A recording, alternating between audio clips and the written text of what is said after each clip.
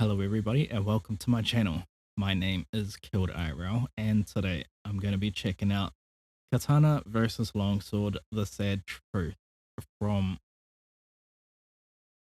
I don't know how to say that name. I'm literally recording this intro again because I accidentally pressed stop and we only do one take videos here. But like I said before, which you don't see right now, is that I'm definitely on the team of longsword in this case, because this longsword reminds me of the straight sword, pretty much a one-handed weapon. And yeah, I chose this video has been in my list for a while because I'm playing Elden Ring, and yeah, so without any further ado, let's check this out. Katana versus Longsword, a tale as old as time. Both technological marvels of their age, these are some of the most iconic weapons ever made. But which sword is objectively better? Are See, I would Nepgear's call that a more straight tinged than sword just Wie's? because of the Well, we're about to find out. I nearly did it again. I nearly did it again. See, this is what happened before. I was talking through the video and I meant to press pause on the video, but when I pressed pause, I accidentally stopped the video, and then yeah, I nearly did it again. But that looks like, I don't know. I call that a straight sword just because that sword looks like you can hold it with one hand. Not the katana, the one that was underneath the katana. If you didn't see it, the one underneath, all in black. But yeah. Well, we're about to find out.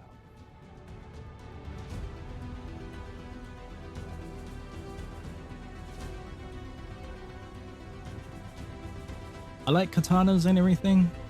I don't know, if you call it a long sword, well then I like the long swords more.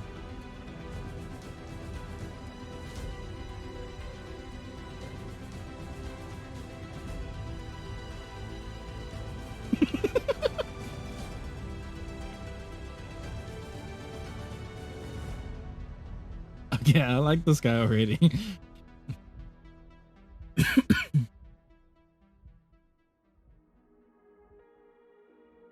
Today, we're going to answer the age-old question. Wait, Which why won't is it let me better, subscribe? One sec. Katana? I don't know what's going on here. What's going on? Okay, now it works. Let's continue. Or the longsword. Now I see a lot of videos on this topic, so I figured as somebody who genuinely loves both swords, I could take a crack at it. To make things fair, I purchased a katana and longsword from the same manufacturer, Ronin, both priced around I like both of them $350. too. There's just something about the longsword that has a special place in my heart. I think it's because of Vikings, probably. Not the TV show, but like, I mean, Vikings in general. And yeah. Here I have a Ronin Dojo Pro number 14. It has a I mean, the show was 30-inch awesome, blade but made of yeah. 1060 through hardened steel. And to compare, I have a Ronin Medieval Longsword number 2 with a 36-inch blade made of 1075 spring steel. Most videos online, How does the longsword still sound Japanese? seem to be from a European perspective, mostly of people sick and His audio is a tad low. I should have checked this before starting the video. tired of all the praise katanas get. Movies and Sorry for anime that. have made out the katana to be some sort of mystical weapon capable of slicing through anything, which is obviously ridiculous. But I can't help but notice a hint of resentment when it comes to these comparison videos. Not to mention the obvious bias Europeans have when comparing an ancestral sword from their own culture to another. I will give props get to that. Scholargrim though. He made a video addressing his own biases against katanas, and I respect his ability to be introspective and honest about it. I put a link to it down in the description if you guys want to check out his perspective on the topic. Like Ooh, Skull okay, admits, we're many gonna be are just watching that sick video of too. hearing how overhyped In katanas this are, video. and a lot It's of gonna them be a seem long to take it reaction. personally. What these people don't seem to realize is that the katana had a massive impact on American pop culture.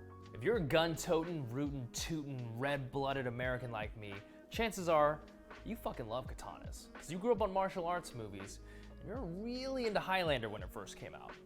Seriously, if you grew up as a kid in America during the 90s, you were bombarded with the Speaking for myself, katanas. Katana TV to also movies, has a place in my heart. This is right around the same time that anime came to America in full force. To a young, impressionable kid, the cool factor of katanas was undeniable. Back then, there was just a level of mystique about katanas because we knew so little about them. God damn it. My stupid button. It keeps on, adding itself to OBS, and like, for a moment there, I thought I accidentally stopped recording.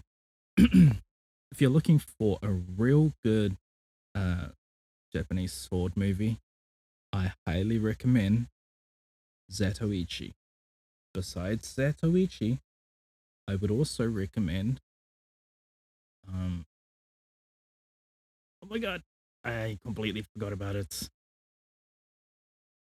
I don't know the name off by heart. What was the live action of Samurai X? That'll probably get you a click. If not that, The Seven Swordsmen. That's another very good one. There was one that also ended up influencing a bunch of people to make their own version of The Seven Swordsmen as well, I believe. Only it was with in a Wild Western setting, if I'm not mistaken, and it was But I highly recommend Zatoichi. If not Zatoichi, there is another movie called Shinobi. I can't remember. Yeah, I really can't remember. But anyway, let's continue. Also, Highlander, pretty good as well. I'm just trying to remember if I can try. I'm trying to see if I can like pick out if there was like any good scenes for like fighting alone. I'm unsure. But anyway, let's continue. It was a mysterious sword from a faraway land that looked like nothing we'd ever seen before. And growing up as an American, we didn't have a cultural sword of our own, so we clung to what we were constantly eye blasted with in popular media. In contrast, European swords were rarely romanticized in American movies. Sure, there were plenty of movies about knights, but their swords were never a focus. They were generally just seen as a tool or weapon the protagonists used. Okay. People in America have been watching the wrong kind of movies, I would say. The kind of movies that best show the longsword, I would think, would be Gladiator's a good one. See, this is why I would say the straight sword. I don't know what's the difference between the straight sword and the long sword. Is it like the width or something? I don't know. You can hold both of them by one handed. That's the main kind of thing. Like I love the I don't even know if it's English because Vikings. I don't know. Oh shit, I'm actually struggling to think of like good movies to watch with that thing right now. What was I watching?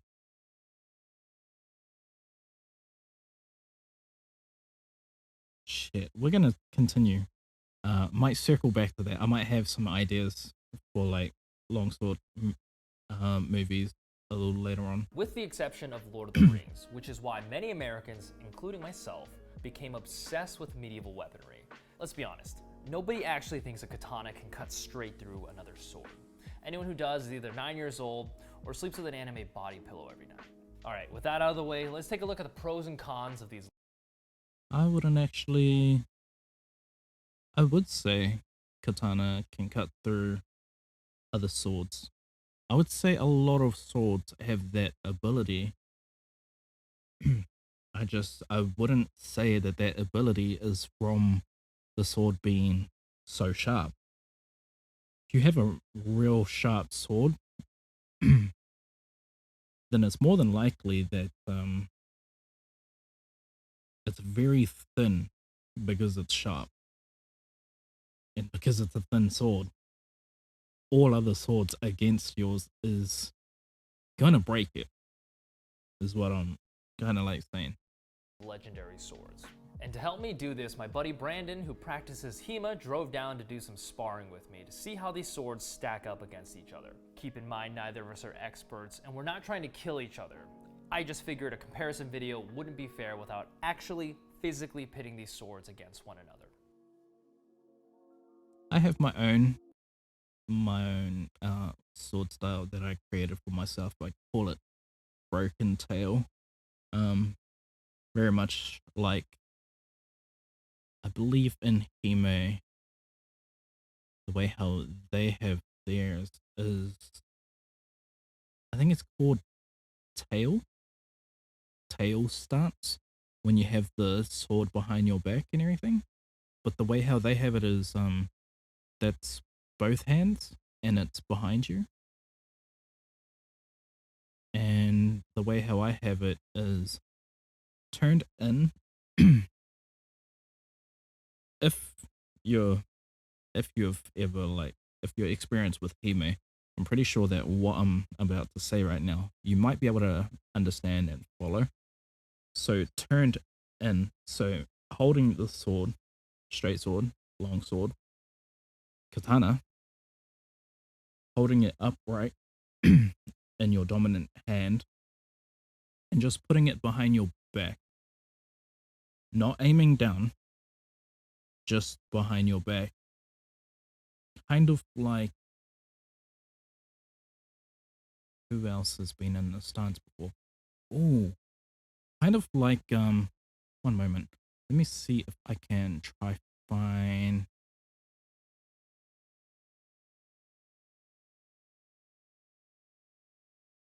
in what's it called?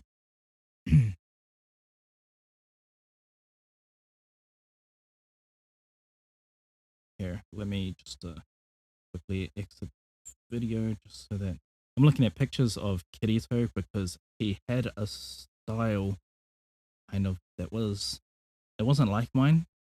Um, but there's one scene which he held his sword kind of here. You see the way how this style holds it? So instead of the sword being out that way, the sword is actually behind, going that way, held in one hand, even though he's holding it the exact same way with his wrist. That is my style, or my opening stance and everything. It's a style that I created for myself. I trained it for a few months and everything. I would like to put it on YouTube one day. I have no idea how I'm gonna do that. I really don't know how I'm gonna do that, but I'm gonna try one day as a VTuber. Try, yeah. Let's continue. Right off the bat, you can tell the longsword has a significant range advantage, allowing the longsword user to pressure me with thrusts while at a relatively safe range. If the longsword fighter is skilled enough, they could potentially stay out of kill range of the katana, all while still being able to strike at their opponent. Also, Something since the else. blade is double-edged, the longsword allows for rapid follow-up attacks God with damn the it. back of the blade, making it more unpredictable. Holding your sword with two hands and everything, I don't know. I feel like, yes, when throwing strikes, you can throw faster strikes. There's just something about holding it one-handed and throwing a strike. I feel more balanced. But then again, I'm not practicing HEMA. Like, this stance is completely wrong in my style and everything. Sure, I'm spread out, but I start doing half steps back to my own center to give the illusion of um where I'm actually at. So what I mean is, like, with this leg extended in front, I would bring that half a step back And if I continue, oh my god, one day I need to make a video on my style, man. I fucking love it. I love it. Let's continue. Let's go back a bit. Off the bat, you can tell the longsword has a significant range advantage, allowing the longsword user to pressure me with thrusts while at a relatively safe range. If the longsword That's a lot of movement enough, they could potentially stay out just of kill 2 range of blocks. the katana, all while still being able to strike at their opponent. Also, since the blade is double-edged, the longsword allows for rapid follow-up attacks with the back of the blade, making it more unpredictable than the katana's single edge. And when it comes to defense, the longsword's imposing crossguard provides much more reliable protection than the katana's suba. Yep. And in a pinch, the crossguard can also be used. Another reason why I use one-handed is because I also use the handle for grappling situations. And the bottom end of the handle, I would wrap that around his wrist. So I strike to force him to block. I grab his hand while it's being blocked, and I use my handle over his wrist to break his hold on his sword. You know, I do a bunch of cheap things like that. Used as a bludgeoning weapon if your opponent gets too close. The longsword's biggest advantage, in my opinion, is that practically every strike doubles as a block, which greatly increases your survivability in a duel. The longsword is extremely versatile. It really can do it all. But with that said, the length of the sword generally makes it slower and less viable in close-range combat than the katana. Sure, you can use the crossguard to bash your opponent, but with the shorter, more nimble katana, you can thrust and slash at full efficiency, even in close range. Keep in mind there are an ass load of different types of longswords. Here's a chart of how many different types of longswords there are. God damn, that's a lot of variety. It's like the fucking Baskin-Robbins of swords. For this comparison, I chose what I consider to be the quintessential hand-and-a-half longsword. And if you disagree with me? No. I respect that. You probably have some pretty valid reasons for it. No, But you know I what? would say My that video. hand and a half. Go make your own damn video. Now, with Well, the the katana handle and lacks in everything, range, it more than makes up for in speed. The shorter, lighter blade allows for lightning-fast strikes, but means the katana user will need to close the distance, which can... I just realized. Let me clarify. I am not a professional in any way in sword handling and everything. I just very passionate is what you're hearing coming from me. Let's can be continue. extremely dangerous. Which brings me to my next point. In my opinion, the biggest difference between these two swords is not their blades, it's their fighting style. While the longsword relies on range and focuses on defensive cuts that double as blocks, the katana is a much more brutal weapon. A warrior I suppose who lives that's by the code of the Bushido difference does not between the fear longsword death. and the Live by straight sword. Die by the sword. Just I cannot the stress longsword enough is how longer dangerous an armed combatant is because I when like they the do not fear the death. straight sword. And the katana is a perfect encapsulation of that philosophy.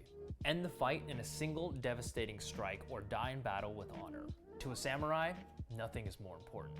Similar to the Vikings, who are known as the most vicious, fearsome warriors in all of history. While the longsword is built for picking out weak points in your enemy's guard, the katana is balls to the wall victory or death. Now, we're not here to argue who's a better Fuck fighter, that. knight or He moved samurai, that way because that's too not fast. possible to test. I just thought it was important to mention because, again, no other comparison video I've seen has ever factored this in. I'm not gonna that's lie. enough chit-chat. If I was in this position where I was that person's sparring partner and everything, I'd kind of be shitting myself with how fast he's moving. He's not moving half speed at all. Like, practice-wise, that looks like recipe for disaster almost. Let's see what these swords can do.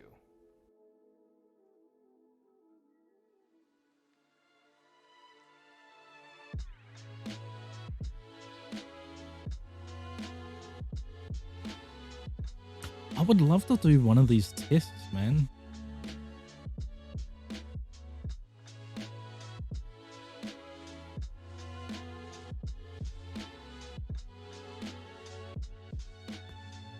Alright guys, so we're going to test out these swords and see how well they cut. Looking at specs online is one thing, but actually wielding the sword and doing some real cutting is a whole different story. A lot of long swords, high-end wise, don't really come with scabbards, but this one does. It's not super nice or anything, but it is nice that it comes with one. It's got this kind of cheap sword belt. Generally, any long sword that comes with a scabbard is going to have a pretty shitty sword belt. But, you know, it's cool. It comes with one. Not bad for the price.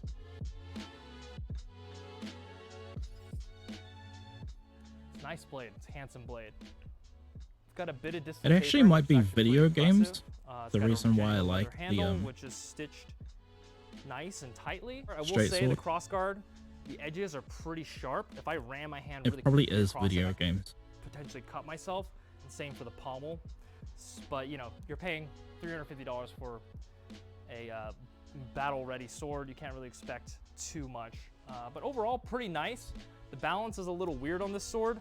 The balance is about here, which you really want the balance to be at the last, 4 inches of the blade for a long sword. Not awful, not unusable, but definitely not a refined sword by any means. Balance is really important when it comes to swords because even a lightweight sword that is poorly balanced will feel strange and unwieldy in the hand. Even a heavy sword, if it's balanced properly, can be wielded really quickly.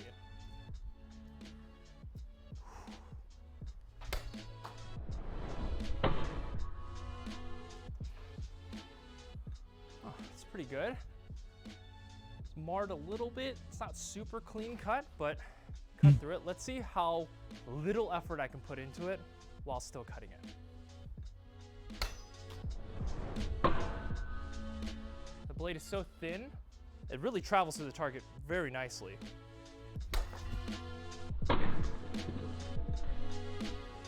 Using the tip quite a lot as well. That one I would count. It's pretty good. What I'm noticing about this long sword is that because A this third pommel's one of in these rounded from the pommels, blade. and it's kind of got sharp edges, holding onto it like this and slicing, you feel that vibration in your hands and it kicks back into this hand. Why I wouldn't wanna use really one hand. do this for too long. It just feels a little weird. I guess this is why they wear gloves. Long swords generally don't tend to be Also, razor sharp because they're more for thrusting. if he's feeling it that way, Kind of want to be able to half-hand he's it and stuff holding like his that, but, sword a bit it's too actually firmly, surprising I think. how well it cuts for how sharp it is. This is not that sharp. Because I It's think you're not supposed to terrible at have cutting. a little bit of a leeway. Not great. I'm sure in the footage to you'll notice counteract that when that. I swing the sword in slow motion, the blade Because, you always got want to some wobble mitigate to it the since it is damage to yourself. spring And steel. if you're With the blade moving like that, having your if every time you swing your sword through something, you're dealing with shock, that's gonna get quite repetitive, and you're gonna just be harming yourself. That's something that you need to work out through practice and everything, like chopping down those little not chopping what's it called? Like, you need to get rid of those habits. So all of this shock that he was talking about, that's going through his wrist. If you're gonna do it with 2 hands and everything, only your first hand, because that's gonna be your power. Only that hand needs to be firm. And the way how I would say is kind of like your thumb and your first 2 fingers is the power out of the hand. Everything else comes from the stance, comes from your footing. Your other hand, when using it, if you have to use 2 hands, your other hand is just there to balance it. That's it. Yeah, don't hold it too tightly. And I'm pretty sure the same could be said about katanas, if I'm not mistaken. I'm unsure. edge alignment perfect is going to be more difficult. That plus the fact that the handle's shorter, it doesn't allow enough leverage or as much leverage as a katana. It's not going to do great at slicing and slashing. But that's fine, because long swords are That's meant for thrusting, but it can get the job done, which is cool. I like the sword. The reaches can't be understated. Having that extra, 5 inches of reach is really nice. All right, so now I got a double mat. This one has no rod in the center, so it's just 2 tatami mats. It's a big boy, and it's so is this like waterlogged, simulating someone's making it so limb much heavier. or something? I don't know. I've never really understood these. Man, even doing practice swings, this pommel really digs in your hand. Okay, here we go.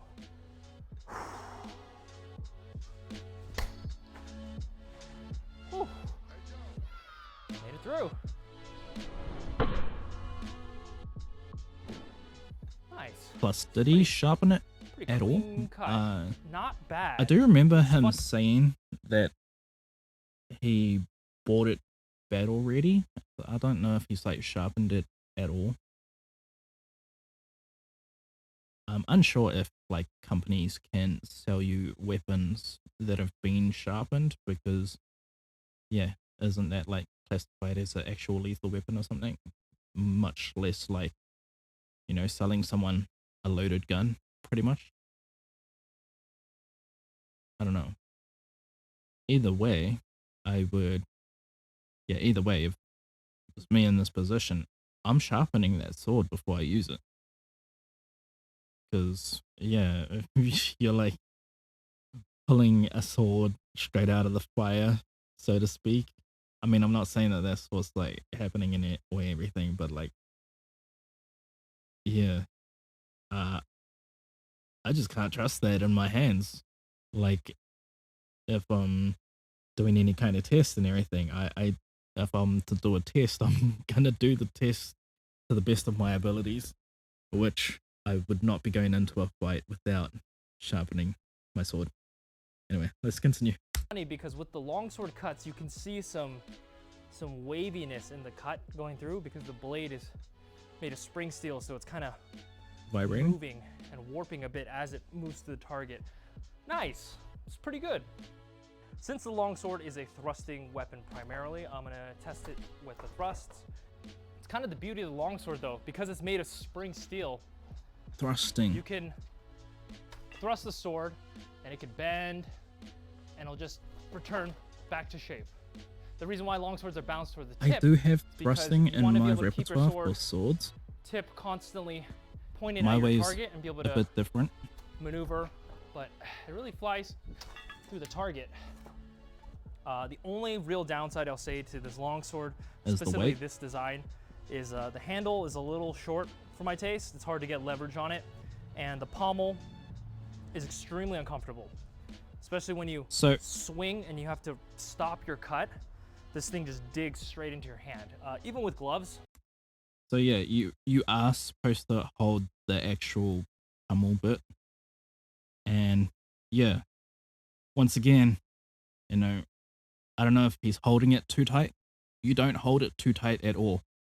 That second hand is your guide that just keeps it balanced. Your first hand is the power, and yeah, and you're putting in the rest of your body. The rest of your body is power. That second hand, if you have to use it, is just the guide. Or at least that's in just the way how like I train.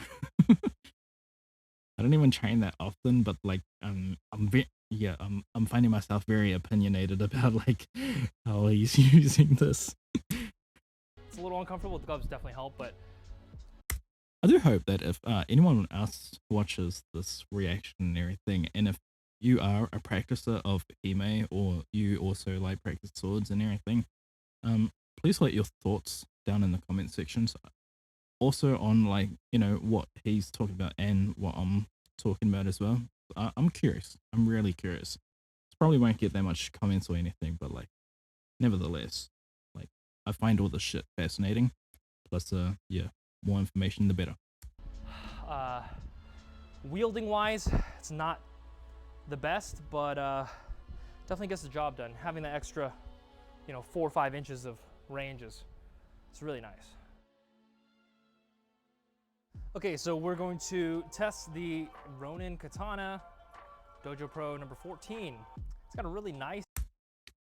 I would also like to say that the way how I handle a katana is the exact same way as how I handle my straight swords and everything. One-handed, second hand, guide again.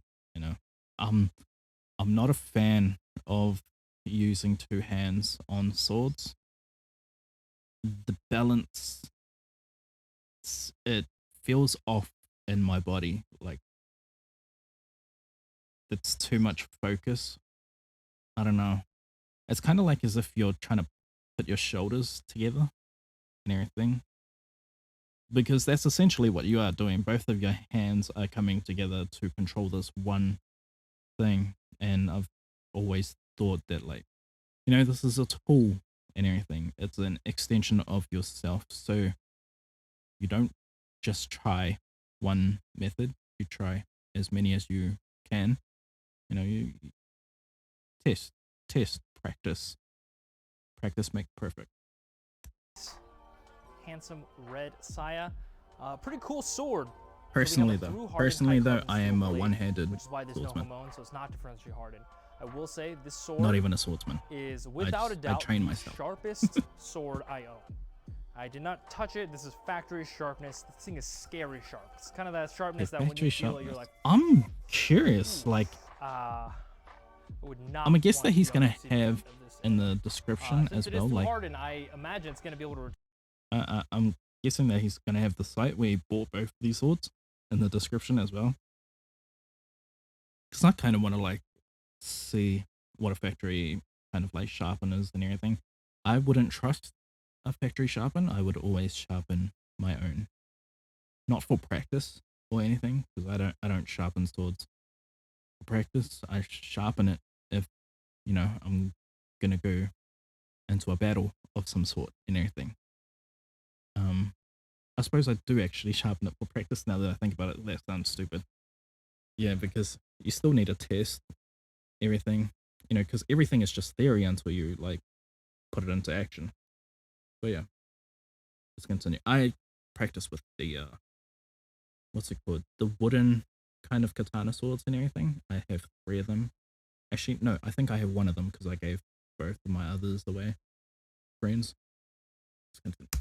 retain this edge really nicely. But very impressive, Ronin Katana. Really, really impressed by the sharpening. The sword is fairly light, but it is strangely balanced. Like the balance point is almost way on the blade. Katana, you kind of want it to be around here. And all the fittings on the handle are pretty low quality. I mean, you're paying $350 for a sword. Feels a bit tip heavy. I wish there was a little more weight in the handle. It would be balanced better. If you just put a thicker Suba, like a full Suba that was made of iron. I do like his analysis of balance But on this thing is gonna, this is gonna blast through this target. both the swords that he's been videos thing. That one actually looked really good As you can see, compared it's perfectly to smooth. It's just the other one. flat plane, as opposed to when I cut with the I'm not more or less longsword. talking about It's still the made through the aftermath. I'm target, talking but about the because overall the blade strike. flexes as it's moving through its Like target, that looked it makes it a natural little in his body and uneven, everything. which would then also cause more drag and potentially make it so that you don't make it through the target. It's very rigid compared to the longsword, which also allows you to pull and follow through a lot better. So I'm going to try to cut through this target with using as little strength as possible. I'm not even going to move my feet. That's wrong. I would always move my feet and everything. I don't know, man. I listen to my body quite a lot when training with weapons. So sharp still, Jesus Christ. I mean, yes, I do also put Yeah, myself in that's a uncomfortable sharp-ass positions when sword. training. Ooh. Damn, I wish all my katanas were But this it's just sharp. for those moments. Fuck. All right, so we got another double mat here. There's no rod in the center, so.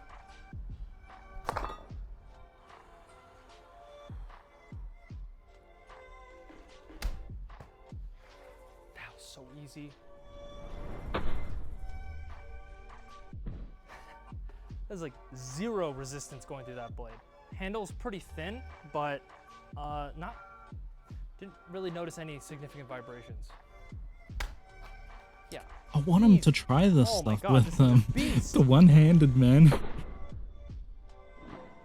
right, so obviously the katana is going to be way better at slashing and cutting, this sort of thing, with the curved edge, the longer handle. But let's test to see how well it thrusts.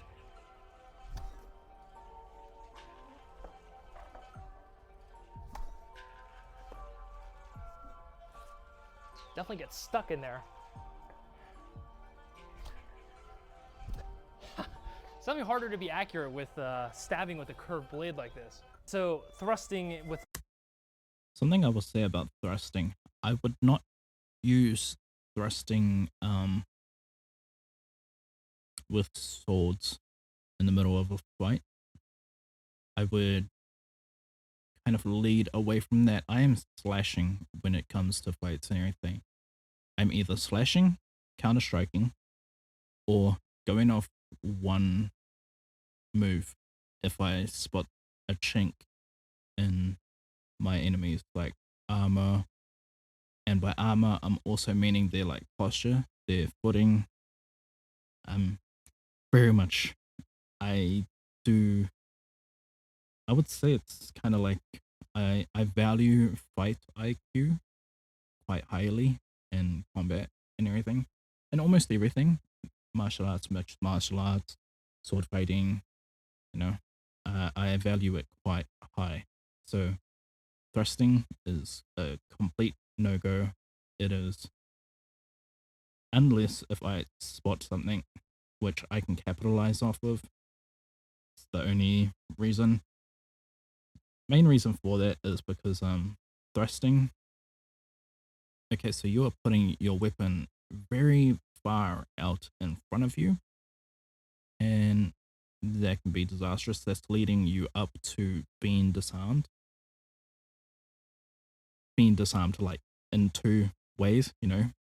They can hit your sword really hard, and because you're fully extended and everything, you're gonna feel that whole vibration, so that can get the sword out of your hand. Plus, of the obvious, they will pivot their position to target your wrist and actually like cut off your hand.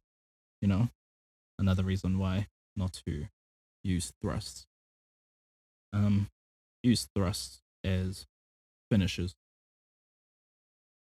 Even then, I wouldn't.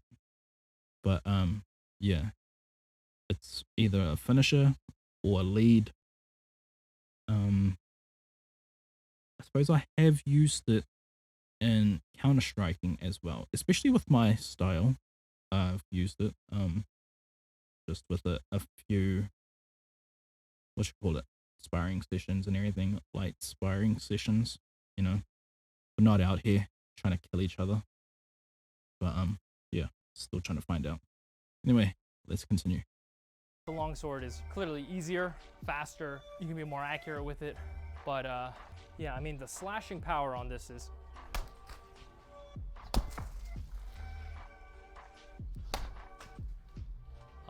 can't be understated. Okay, so the blade is still extremely sharp. Really nice job with this through-hardened blade. I'm impressed. I'm seriously impressed. This is I'm curious. not only the I sharpest really sword want to I've like ever close received, up but on this. it'll be a long time before this thing dulls. I doubt you'll ever need to sharpen this. You'd have to do so much cutting to have to sharpen this sword. If you're trying to find a tatami mat cutter, you will be hard-pressed to find a sword for better value. $350 is not a lot to ask for a well-made sword. Both these swords actually exceeded my expectations. Yeah, For I don't know entry-level the blades, price they're of actually swords. pretty competent cutters, even with their awkward balancing. The katana greatly outperformed the longsword in terms of slashing, but came nowhere near the precision and range of the longsword's thrusts and defensive capabilities. So let me put it in a way you guys can understand. The katana is a pure DPS weapon through and through, while the longsword is a more balanced weapon meant for a tank. Now ask yourself, does one's role make one party member better than the other? The answer is no. They both have their place and their intended purpose, and some people just gravitate towards one more than the other. It's like comparing a 1911 to a Glock. Sure, there are clear I am advantages definitely a on the Glock. surface to the more modern Glock, but what it really comes down to is the person wielding it. Wait, is a Just 1911 a because a Glock 45? can hold more rounds in their magazine doesn't make the 1911 obsolete, and it definitely doesn't mean it'll beat it every single Well, they time. both 9 I mil. personally I'm gravitate more sure. towards katanas because of my martial arts background, and growing up, I was a disgusting little weeb. Does that make a katana better than a Same. long sword? Guilty. No. I'm not self-centered enough to think my preference as fact, and neither should you. At the end of the day, both of these swords are products of their age and culture, refined through centuries of warfare. So saying one is far superior to the other is like some kid on a playground saying their dad could beat up your dad, or that Xbox is better than PlayStation. It's completely foolish and generally rooted in childish bias. So which sword is better? The answer is neither. These swords are polar opposites. They both have their strengths and weaknesses. These swords are so different that in a real life setting, it would all come down to who is the better swordsman. I really want But to test as this you for know, myself we now. don't fight with swords anymore, so it literally doesn't matter. So in conclusion, try to keep an open mind, because not everything has to be a competition, especially things that are no longer relevant. All right, thanks for watching, guys. Be nice to each other in the comments. I'll see you in the next one. This is a really good video. This is a really good video. I like this. Plus, he's, yeah. It's pretty good. He's pretty good. Like, I like this guy. I like this guy. He said that he had another video to check out from this guy, right? Okay, so I'm gonna leave this because I also want to see this after it. This is going to be a long reaction. Sorry about that, ladies and gentlemen, but I am not finished with this kind of thing. So we're going to be reacting to this as well. Skellagrim. You know what? That's a good point about my attitude towards katanas. Let's see this. Well, folks, as you can see, the October mood is in full swing in our home, and I just wanted to do one of these relaxed, rambling talks that I haven't done in a while, kind of old school style, if you will. So I noticed a comment yesterday that, got me thinking. So I'm just going to read it to you first. So this was on my recent review of the $60 ninja sword by Musashi. So here we go again. Scal explaining why these kinds of sharpened metal bars are just not that appealing to him because it is Japanese. There's literally not a single video of him with a katana without him telling everyone how he does not like them that much. It's like the most important piece of information ever, apparently. He says it's just his taste, but it sure as hell seems like a katana ruined his life or something. So at first when I saw this, it was just funny, and it was really amusing to see how easily offended somebody apparently gets. But then I thought about it a little bit and realized, that person's got a point, actually. There is something to it, even though the comment is really over the top and really just funny to read. But at the same time, I can kind of understand it.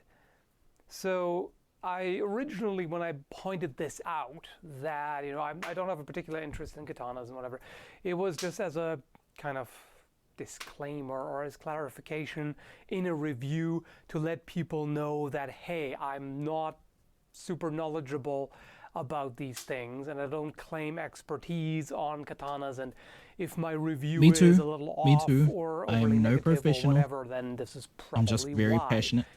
Just to point out a particular kind of, well, I was going to say personal bias. Well, indifference isn't necessarily bias, but the thing is, when I really think about it and I'm being honest with myself, it's not just indifference. There is also a bit of a bias there. When I look back, it's kind of an odd development. At first, I liked katanas. I mean, the very first semi-functional sword I had was a katana. And I've always appreciated the fact that when you buy a reproduction katana on the market today, 9 times out of 10 it's going to come with a really nice sharp edge, whereas with European reproductions it's often a bit of a gamble.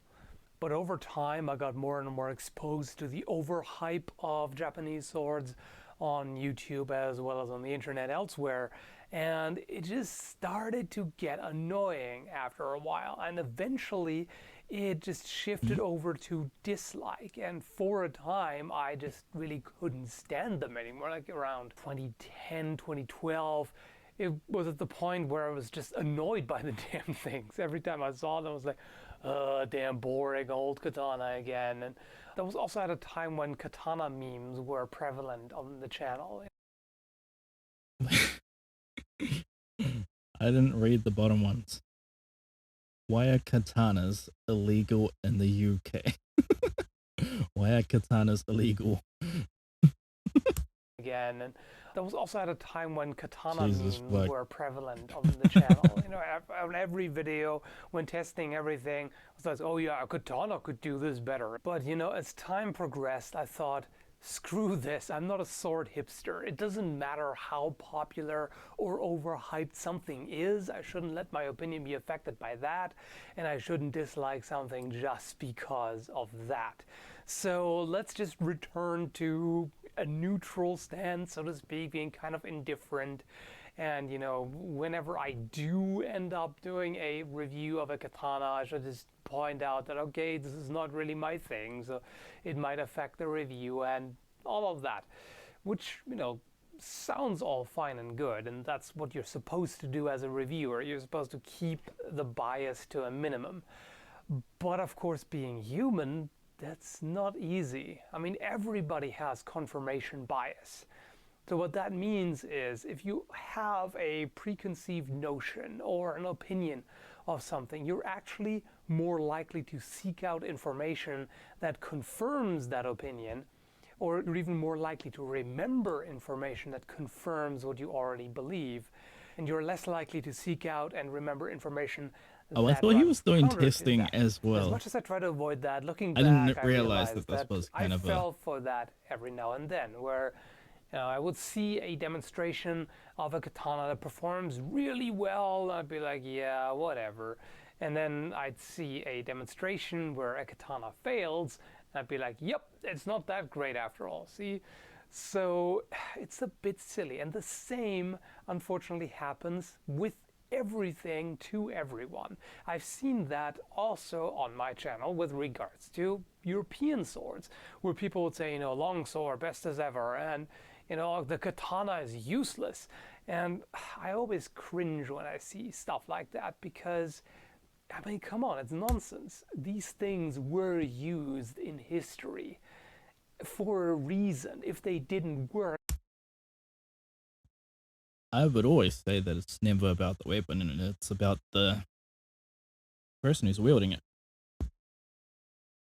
Because, yeah, I've already heard stories of like what he's describing, how both swords in the hands of, like, you know, someone who's not professional or anything, doesn't take the matter of like fighting with the sword seriously. Pretty much, I'm kind of describing myself, no, and but like, yeah, I do a lot of practice and everything. Like, I'm not an expert or anything. I'm very passionate. Yeah. if they were completely useless, people would not have used them on actual battlefields and in duels, and the katana was used as such. Sure, on the battlefield it wasn't anywhere near as important as pole arms, but the same is true in Europe for swords for a long time. Now, this is not to say that all historical weapons are Something else, Elden Ring, kind of. Well, Elden Ring might be the reason why I like picked up these few videos and everything. Elden Ring doesn't cater to my style of weapon and everything, the straight sword. And everything that they consider a long sword is supposed to be a two-handed weapon, I believe. Like, I don't know. I don't get it. I like what I like. And yeah, unfortunately, it's why I'm taking a very long time to complete the game because I'm very stubborn. I'm not gonna switch to using katanas in that game. Equally good. Let's continue. Now, every now and then there was something that had quite significant problems. It might What have the been fuck is due that to the gun in the limitations bottom of the left, locally right? available material, or sometimes poor choices were being made. It's also important to keep in mind that depending on your background, you may misjudge something.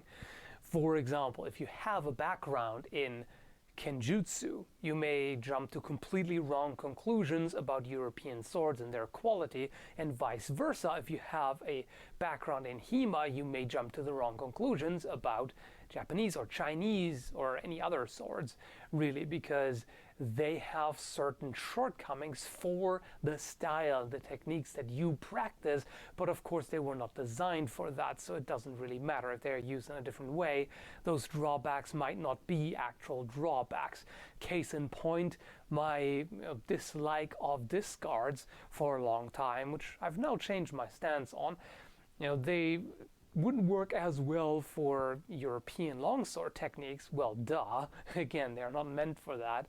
But that doesn't mean they're inferior. Personally, I still prefer crossguards, but I don't dislike discards anymore. The other important thing to point out is that my opinion may be skewed because of what I've had. I just don't consider the discard as a guard at all. I consider the whole blade of the samurai sword as the guard, pretty much. But more or less, I would always aim for the guard as either the tip or as close to the handle as possible because that's where I'm mainly holding. So I would consider that to be the best way to kind of guard and everything. And I know that like that might force the top end of the sword into myself.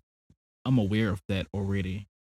I make the adjustment if that was to happen with my footwear, with my body and everything.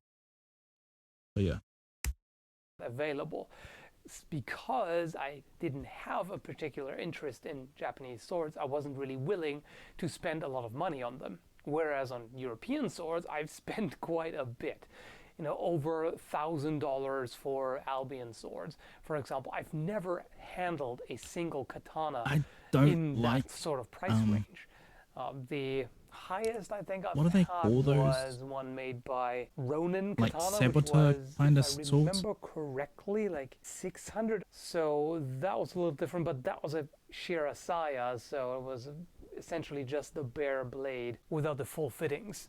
So if I had tested, say, a $1,500 katana, I might have a different impression, or might not, who knows. But either way, these things are important to keep in mind. So, long The way story how the other short, guy yes, put I it, actually agree that I should about stop 300 and something pointing out dollars, every single time I show a it Japanese seems sword like that, a good well, chunk. these are not really my thing, and I have no particular interest in them, blah, blah, blah. This I mean, I brought practice swords for $25, I believe, like each. Like, we had a real fun time for quite a while. I fucking love those things. really no point. I mean, you can say that you're not trained in the use of something and you haven't handled that many of them to point out an inherent limitation of the review, but it's better to keep it that way.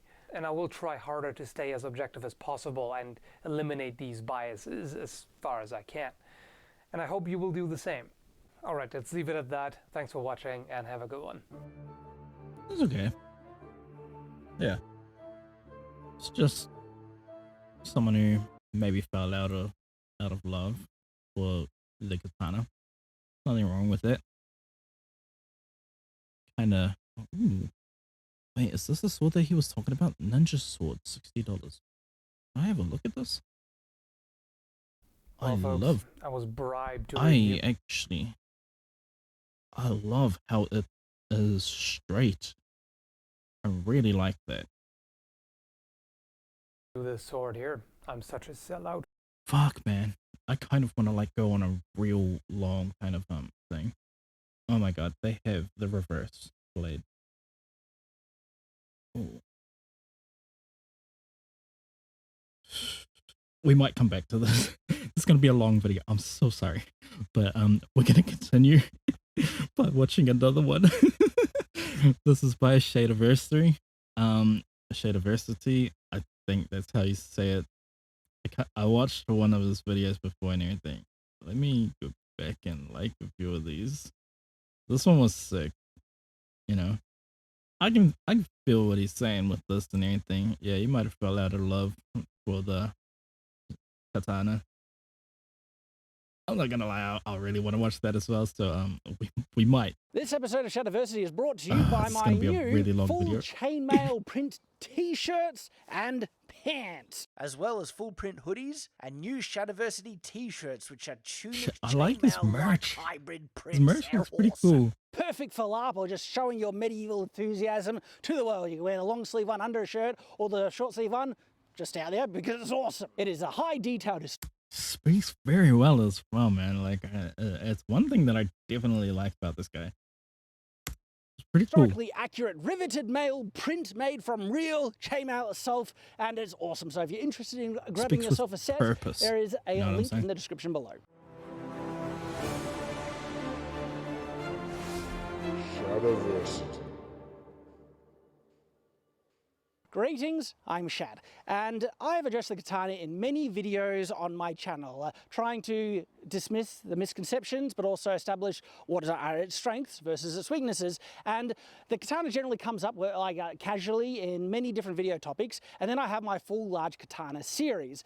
But I've realized I don't have a single video that addresses all the misconceptions in one concise way, which is what I'm doing in this video right now. And if you want the deep dive, well, I do have a 5-part katana series which goes into academic studies on the katana, metallurgical analysis, and all that stuff, which is the proof. It establishes all the things that I'm going to be I need to watch sharing this to you channel right more now. often, man. And I'll be trying to explain these points that I'm going through as best I can, as concisely as I can, because you know me, I never go off on random tangents. But anyway, I do the best I can, and hopefully make this video as a kind of a point of reference that can be used to point towards this is the truth about the katana. So let me say right off the bat that the katana is one of my favorite swords, okay? I love this thing, but the thing is, I want things to be understood in their correct context. And so even though I love the katana, I hate that people misunderstand it.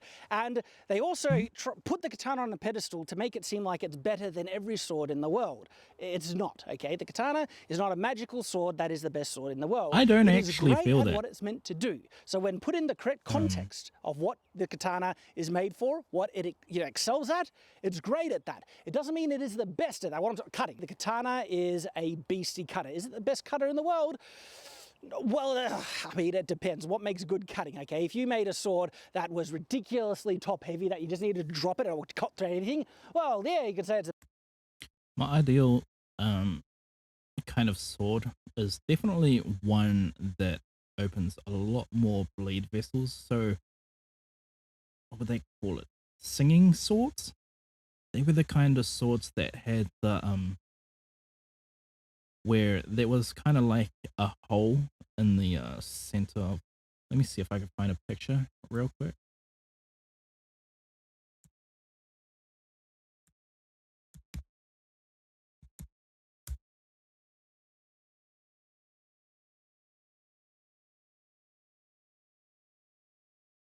Okay, none of these are looking like singing swords.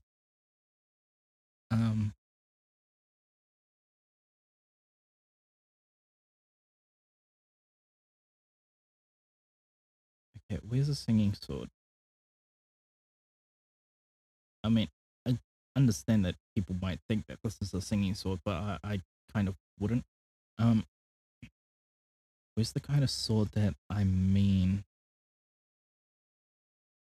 I'll just put it this way. Something that's kind of, wait. No, that's not. I'd say something like this. You know, the kind of swords that have the holes in the middle of it, because that's meant for bleeding. If you didn't know that. So what it is that when the sword goes into your skin, these holes, when the sword comes out of the skin, that is the purpose for these holes that you would find in the center of swords and everything. So I would say the kind of sword that would be kind of like this, but it has like holes like that. Those are like bleeding kind of swords and everything. Those are kind of what I would call the biggest kind of damage when it comes to swords nowadays. Even though these were in the days of guns, we're no longer in the days of swords. The best Let's card in the continue. world, but it would be unwieldy and you wouldn't be able to use it, okay? A sword needs to hit a specific balance to be a really good sword. A katana does hit a decent balance, but there are other swords that can cut better than it, okay? There are other swords. I would also actually say that is like true as well. Most katanas, even the cheaply made katanas, the balance on them is generally pretty good. You know, even on the cheapest made katanas and everything, the swords.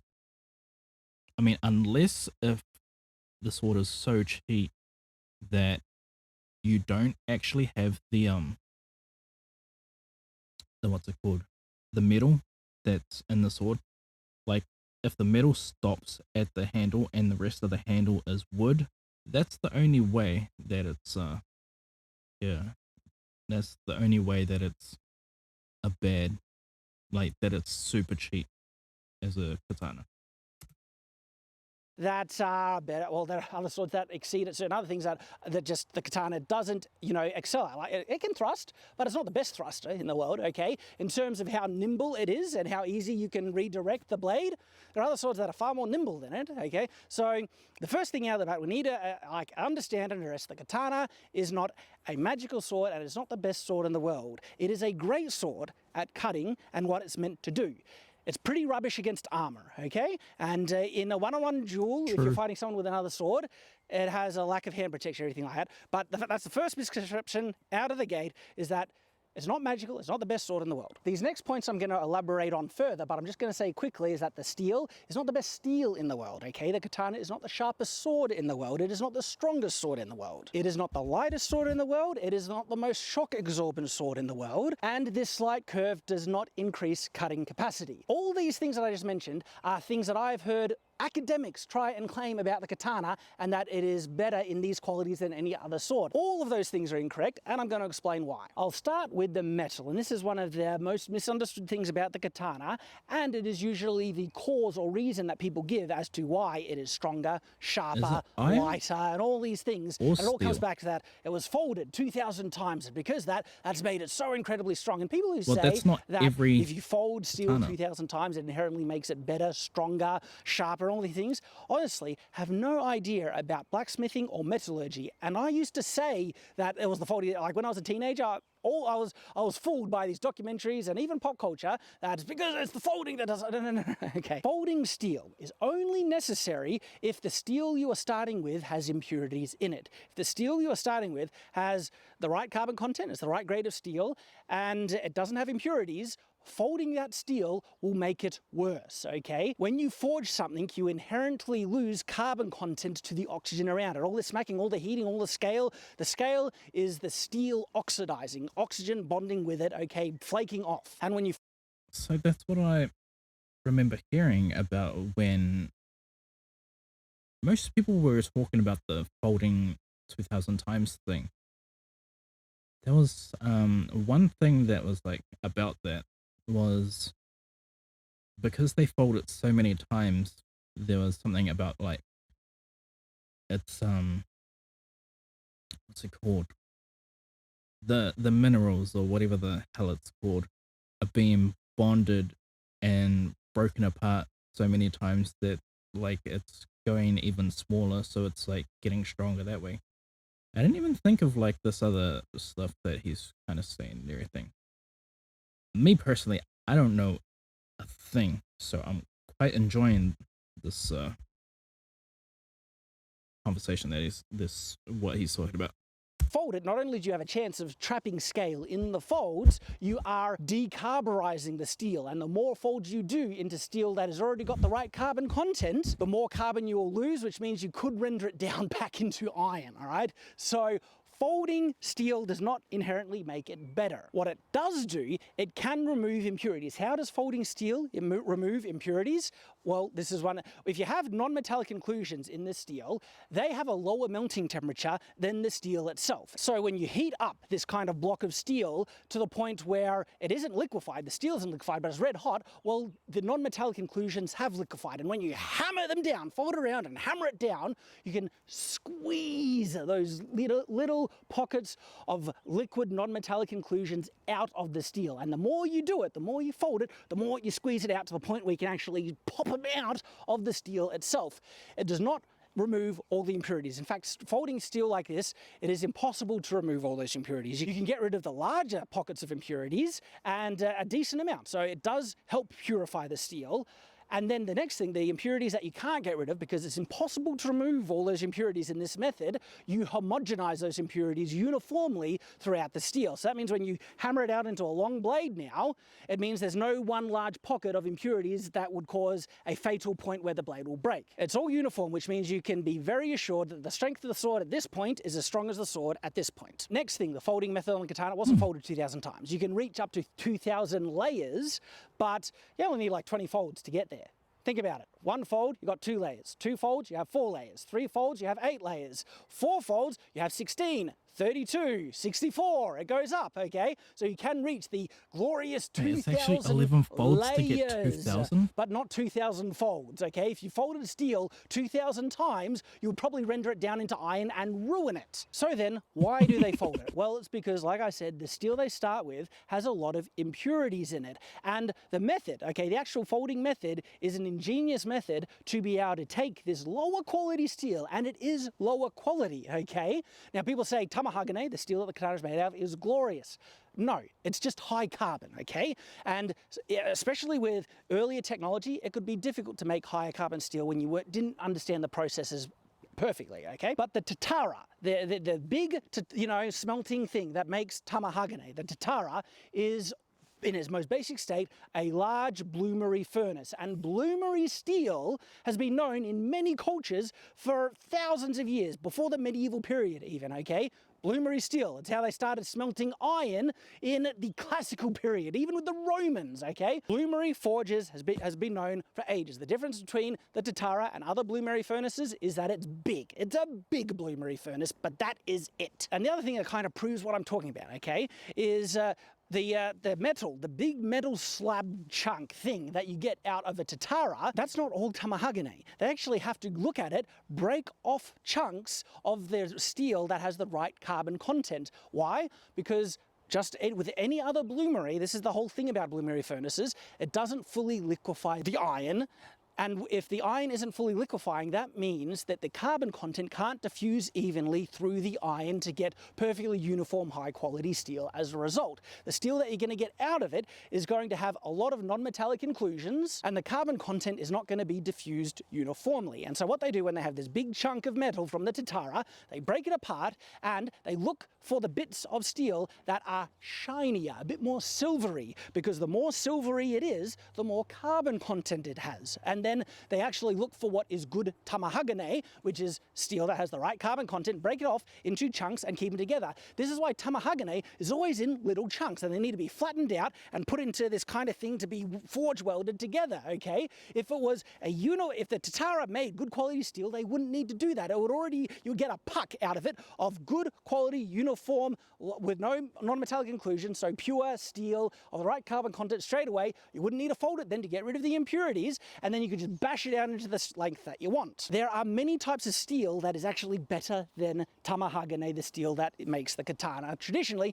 because it's better technology. Crucible steel, okay? If you put steel into kind of a clay crucible, put it in a forge fire thing of the right temperature, so much that you can actually liquefy the iron, you will diffuse the carbon in it uniformly. I'm so sorry that I'm not get a talking higher right now. quality steel as a result of the right carbon content.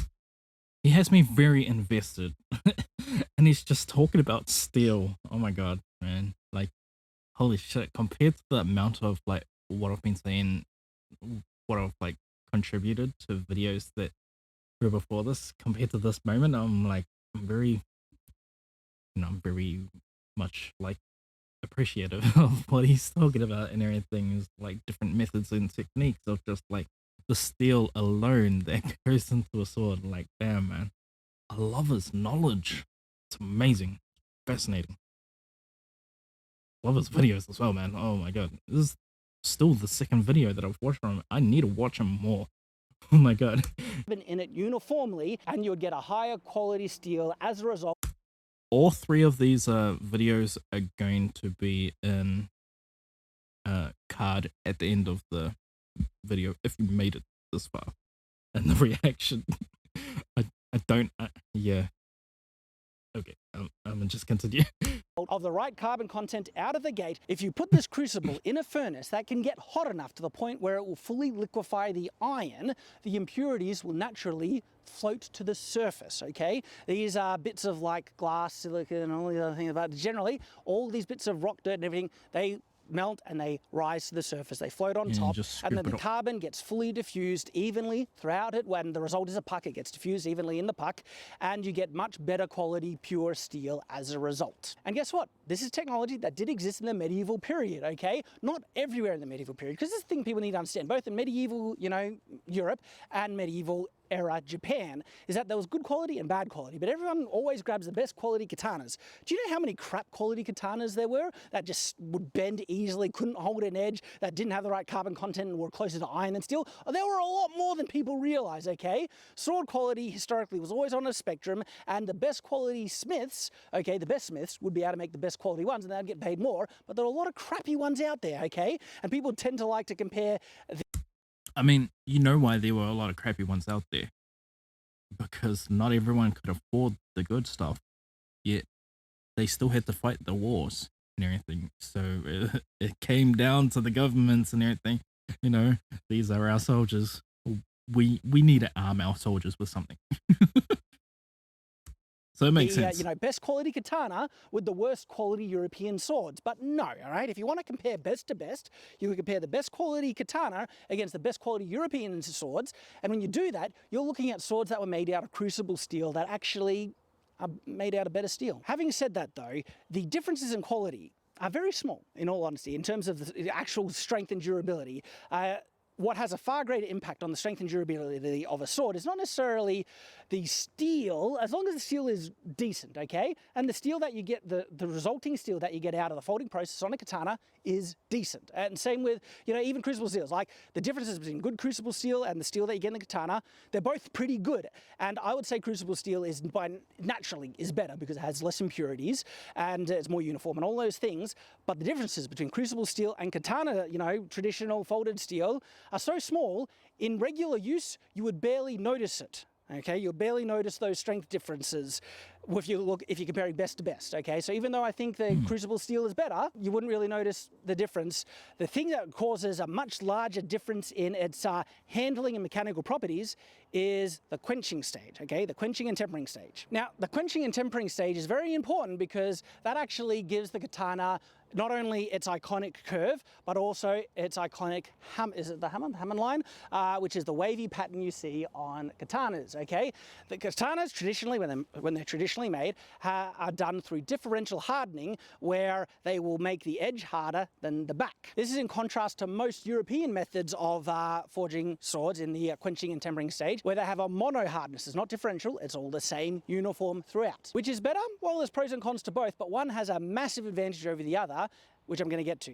But before I do that, I want to address some of the other misconceptions next coming up, which is that the katana is the sharpest sword in the world. And this is related into the quenching and tempering, because the katana is quenched in such a way where the edge is a lot harder. They put a thin layer of clay on the edge, thicker on the back, and so the edge hardens quicker than the back, which makes the edge the crystalline structure, the metallurgical crystalline structure of the edge, martensite.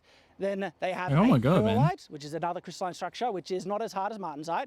A pearlite kind of jacket, the with amount a of nearly information ferrite that or this iron guy's giving. core. The ferrite can sometimes have lines of cementite, and so it's a lower quality of pearlite steel, but most traditionally made katanas have 3 types of crystalline structure. Now, as a result, you have a very hard edge. Steels that are harder, okay, can hold their edges for longer. That doesn't mean they're inherently sharper. They just remain sharper for longer. You can sharpen up crappy iron to be as sharp as a katana. It'll just lose the edge quicker.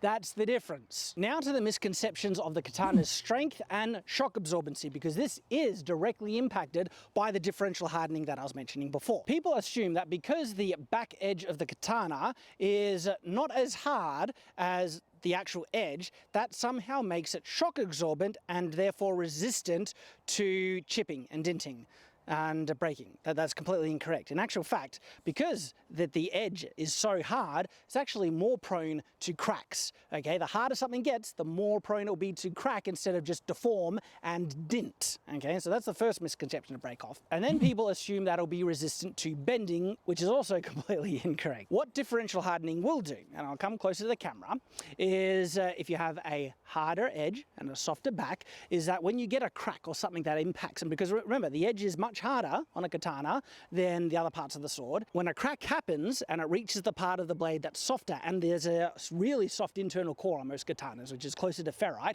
and then this outer kind of side jacket here is a pearlite type of steel, and so the crack will go in and it will stop. All right, if this whole blade was as hard as the edge, that crack will go through and snap. And so what it generally does, I'm not saying katanas can't snap in two, they absolutely can, but generally, by having differential hardening, katanas will tend to bend instead of snapping in two. That's the answer. The problem is, they don't flex, okay? They are not springs.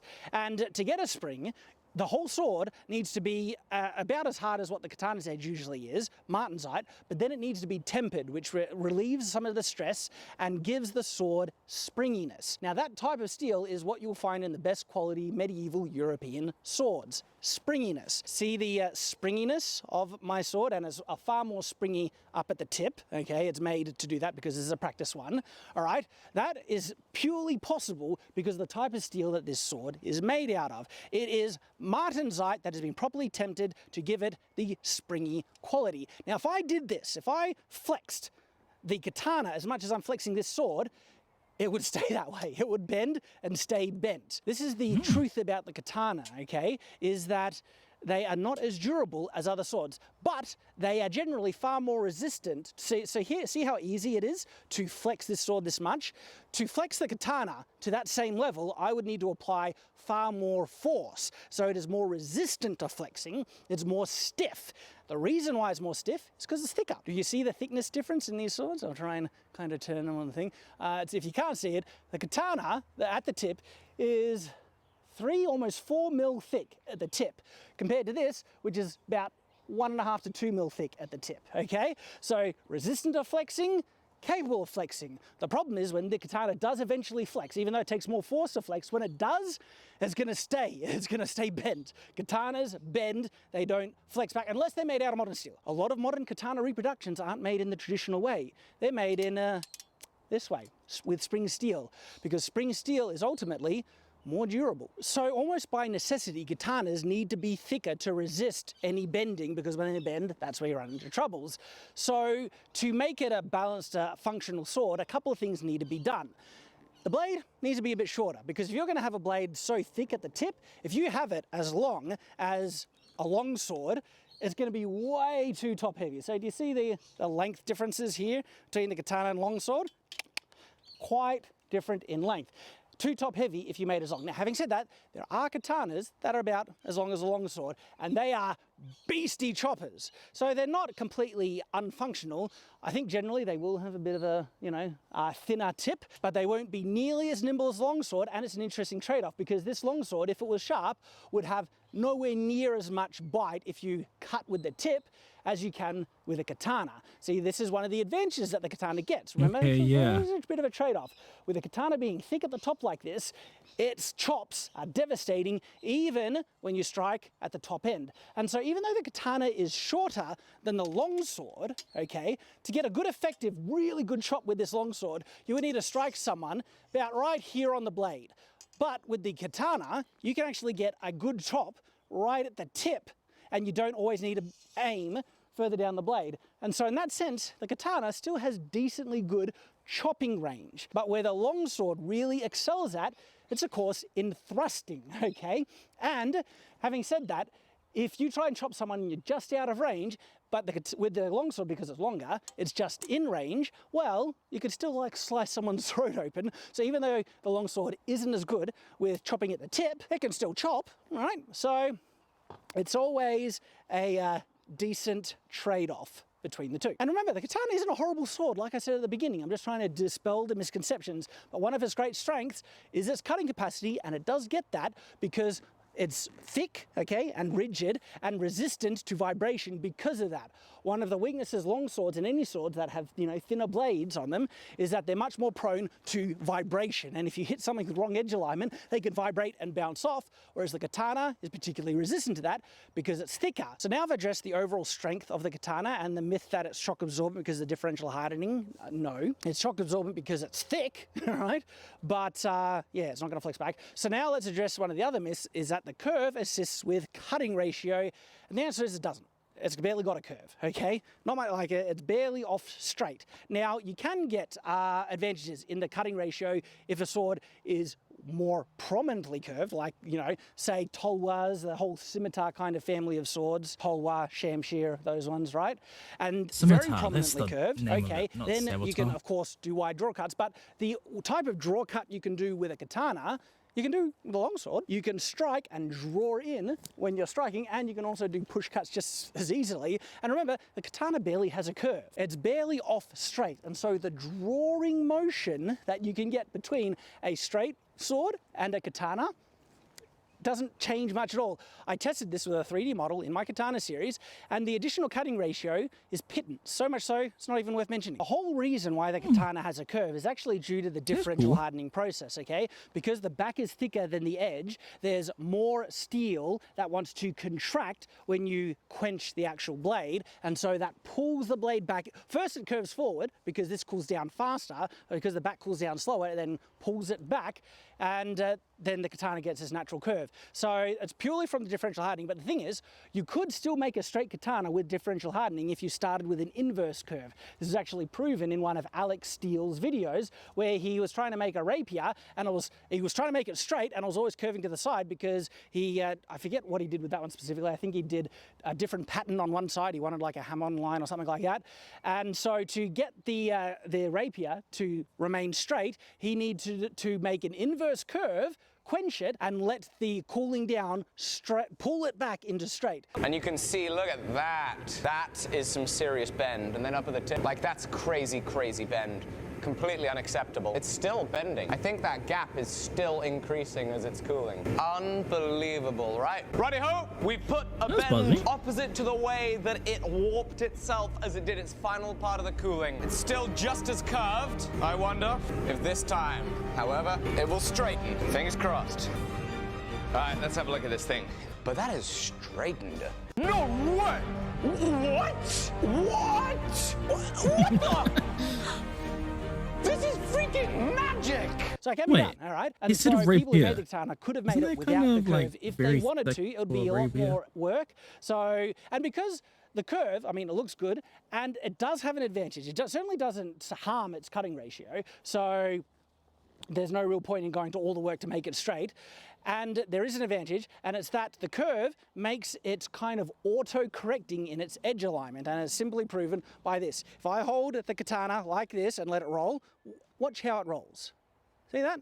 It'll roll into straight. And so if you strike something with a katana and your edge alignment is off, it naturally, when it hits, because of the curve, wants to pull itself into correct edge alignment and then go through. And then because it's also resistant to vibration, that enhances the effect even more so. And so the katana is actually easier to cut with than other swords. Does That make is it better to cut? actually No, in some some real instances, genius. okay? It Fucking doesn't mean it has the capacity to cut through things that other swords can't. That doesn't have these properties, because all you need to do is strike with good edge alignment and it'll go through. It means the katana is easier at cutting, and therefore it's easy to make good cuts with, but it doesn't mean that it can always cut through things that other swords that are good at cutting but have more flex and aren't curved are incapable of doing. Those swords would still be able to cut through the same thing. You just got to be good at it, okay? Get good edge alignment, and then you'd be able to do it. So the katana, in that sense, is easier to cut with, and it's one of its advantages, okay? It's a legitimately cool, you know, mechanical kind of advantage to its design. Katana is still a good sword, okay? I'm just trying to debunk the bull trap and also give it credit where it deserves it. Because there are some other things that make the katana good at what it does, and I want to address those right now because I've addressed all the misconceptions, okay? It is not sharper, it is not stronger, it doesn't mean that it's weaker. It's about the same with certain strengths and weaknesses, though it doesn't flex as a problem. It's not lighter, amount of it's not made out of information in better this steel on video is average than other swords, crazy. and the curve doesn't assist in its cutting ratio. But it is still good at cutting, and I've already addressed some of the reasons why. It's stiff, it's forgiving in the cut, it has kind of an auto-correcting thing on, on the edge alignment. It rolls right into it. And the other thing is the fact that it has a single edge. Now, why does making it a single edge make it good? It's not inherently because it's got a single edge, it's that it's taking advantage of one of the things you can take advantage of with a single edge, and that is the length of the edge bevel. What do I mean? I specifically mean the length that you have between the very end of the edge and the end of the bevel itself. So you see this from tip right to about there. That's the actual length of the edge bevel. That's actually now smart. compare that to double-bladed swords, okay? Because you need two edge bevels on the sword, the length of these edge bevels are much shorter than the katana. And so the katana, with having a longer edge bevel, that means it can have a smaller edge itself, like a more narrow, finer edge. What do I mean? A sword that has an edge bevel like that is going to cut far worse than one that has something like that. This is a natural advantage that any single edge sword can take advantage of, because it doesn't need to, shorten the edge bevel to fit another edge on the back end. So you can make the edge bevel go all the way in, okay? Make it longer. And every sword does have a secondary bevel. So when you're looking at a blade, okay, this is the edge bevel, all right? Now, a secondary edge bevel is the final kind of point where it comes in to the blade. So you've got the normal edge bevel, and then right at the tip, it kind of curves off a bit more steeper right to the end of the sword. Every sword is going to have that, no matter how narrow it can. But by the design and nature of the katana, secondary edge bevel is far more shallow than what you'd have to do on a sword that has a shorter edge bevel. And so again, because it has a very small secondary bevel, the angle of the edge can be far finer, okay? Doesn't mean it can be sharper, but it can get that advantage and still be very robust. With, say, again, longsword comparison, or any sword that is double-bladed, okay? If you want an edge bevel to be very narrow, guess what it needs to be, because the edge bevel isn't as long? It needs to be thinner. It needs to be thinner along that way, because the more narrow you make that edge, okay, this is the middle of the sword we're looking at, the more narrow you make it, the thinner the sword needs to be, and the thinner the sword, the more flex it'll have, and that means if your edge alignment is off, you can bounce right off the target. But with a single-edged sword, well, you can get away with having that narrow edge because this bevel is longer, and you can still have a thick blade as a result, which makes it very resistant to vibration and bouncing off targets. And so there we go. These have been the main misconceptions of the katana. And, you know, I think we covered them all. If I missed any, do share them in the comments below. I look forward to reading them. I hope you have enjoyed, and of course, I hope to see you in the next video. So until that time, farewell. Oh my god. Damn. Like, holy shit. I just got taken to university with that one video. That was sick.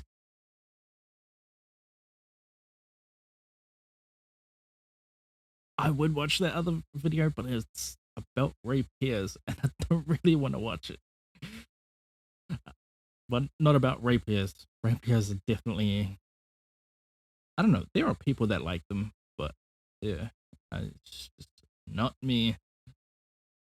Okay, this one is 11. So what happened was one of my Patreon supporters. Actually, no, because I think I'm just over an hour now. Oh my god, I'm an hour and a half. I'm so sorry. You know what? We shall save this.